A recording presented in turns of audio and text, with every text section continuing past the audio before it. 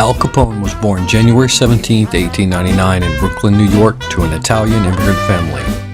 He had a relatively uneventful childhood until the 6th grade when a fight with a teacher caused him to be expelled.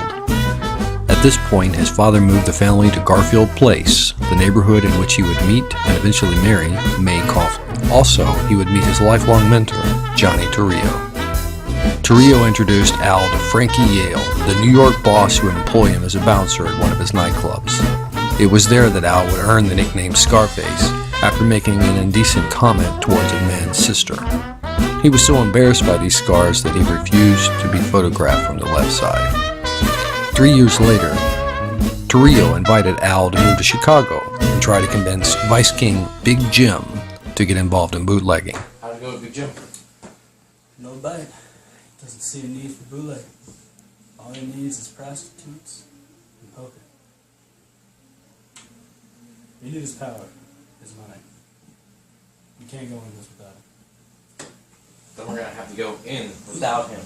I was hoping he wouldn't let it come to this.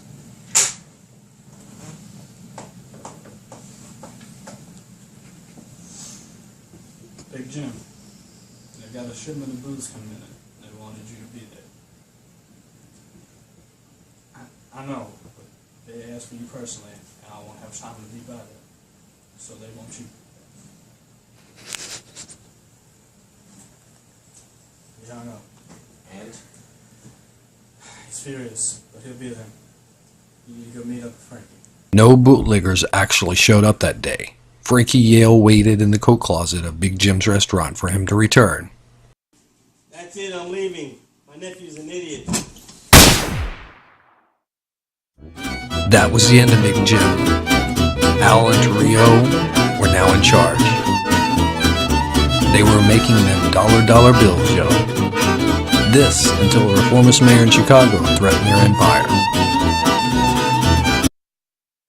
We're dead if we stay in Chicago. Well, I have my eyes set on a place outside of the city limits. Where? Cicero, Illinois. What about the north side gang? What about him? But Al made a dangerous miscalculation that nearly cost his partner his life.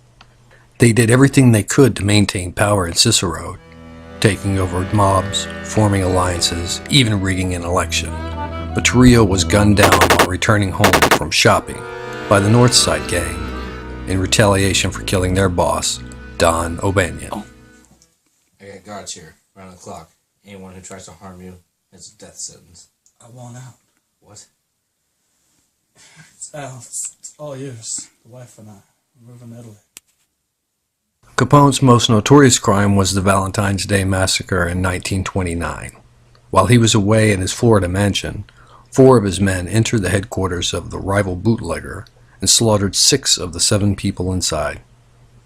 His actions soon caught the attention of the president, who charged Eliot Ness with the task of gathering evidence of tax evasion against Capone. On October 17, 1931, Capone was sentenced to 11 years in prison. In 1939, Capone was paroled and returned to his mansion in Florida, while his mental health deteriorated as a result of neurosyphilis. Dirty communists. Oh, the Capone's the best. comes into the wind. She sings her song again. And for the weary traveler, this just might be the end. For a life that's full of sin.